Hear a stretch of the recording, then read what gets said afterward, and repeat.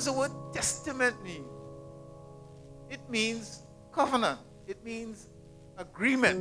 The simpler word is agreement. And under the old covenant, God has given his people a whole lot of rules, including the 10 commandments, by which to live in order that his blessings will be upon them. So there was an agreement between God and his people. You do these things, you live this way, and all of these blessings will come upon you. The New Testament or the New Covenant or the New Agreement is the same thing. And what is the fundamental, I don't want to use big words there, but what is the main thing, or concept, or principle about an agreement? An agreement means between two or more people, means one party does this and the other party does that.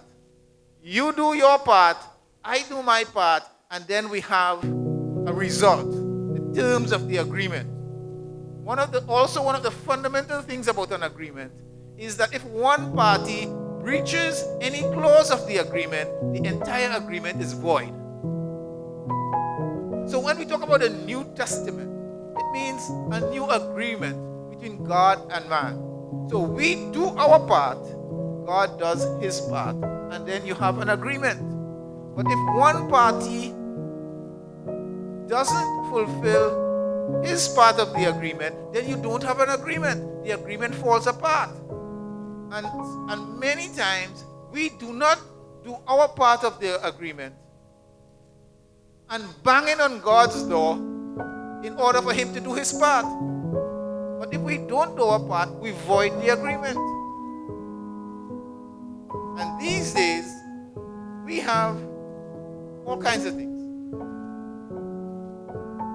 We have some of the most beautiful quotes, and statements, and prayers, and some eloquent preachers, and so on. And they all decree and declare that this will happen and that will happen, and the closed doors that are closed to you shall be open, and God is causing somebody to get a breakthrough today, and this week somebody is going to get a financial breakthrough, and this week new doors are going to open, and God is going to connect you with the right people, and so all kinds of wonderful things, victorious things. I preach them sometimes, we preach them sometimes, we sing them here, but all of that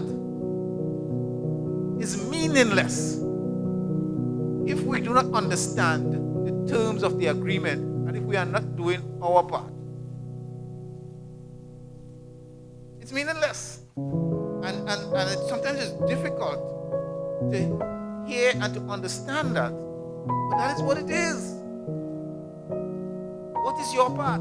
God, there was a time when Moses went to God praying, going on to God, asking him all kinds of questions. And God said, Moses, shush. Why are you crying to me? You have within your power, in your hands, the answer. He said, go to the place, stretch forth your rod, tell the people to move forward, and then when you do that, I will do my part. He said, I will part the Red Sea and I will take care of Pharaoh. But you do your part. God told Moses, stop praying. Because, and we know we have said it over and over and over, faith without works is dead. But a lot of times, what is prayer?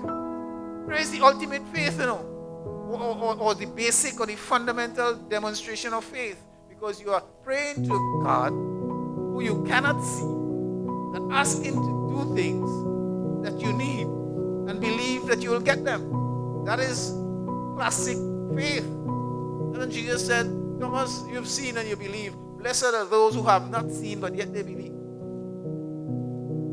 So that prayer that we pray, demonstrating our faith, if it's not backed up by words, by we keep it our part of the bargain, the agreement is void. And there is no way to enforce an agreement if one party is not fulfilling the terms of the agreement. That's fundamental principles. So we get tired and we say all kinds of things, and we declare all kinds of things, and we ask for all kinds of things. But if we are not doing our part, it won't work. There are a lot of people who pray for healing, for health. But if you're praying for healing, and then you don't eat right, living on KFC, you don't exercise,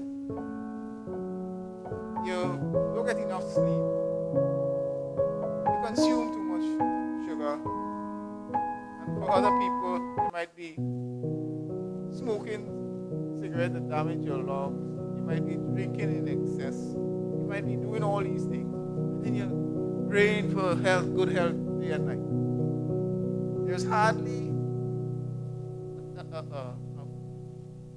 pastor or time or a moment that in time that passes without somebody asking for prayer for financial breakthroughs. But if you're praying for financial breakthroughs, but you have bad financial practices, bad financial management, you will struggle. You probably need to change the prayer. You don't need a prayer for financial breakthrough. You need a prayer for wisdom. You have to be responsible, first and foremost, with how you spend. And like we used to say, and we still say it in some way, you can't have champagne taste and Morby pocket. Right? You have to have responsible borrowing habits. You don't overcommit yourself. And then you're catching your skin. It's something called a debt cycle. So you find yourself paying debt over and over and over for all your life, and so much of your money going in paying debts that you could hardly do anything else. And then there is responsible savings as well. You need to save. And savings basically might come in two parts. There's short-term savings and long-term savings. Short-term savings is that you must always have a little money in the bank. And for emergencies. And then there's the long-term savings. Everybody who has a regular form of income in whatever form it has, especially in your younger days, need to have long-term savings, long-term investments. So that, and what are the long-term investments for? It's for, basically it might be two things. It's for retirement or inheritance. Or some of the other long-term things you might save towards buying a house or buying a property or buying a piece of land, and you need a lump sum. And then they have something called responsible giving too. And you have to plan your life in such a way that you give responsibly in whatever form that giving is. And if you give irresponsibly, you could find yourself sacrificing your family's needs for something else. Responsible giving means that you manage your giving and know how to give. Don't let people use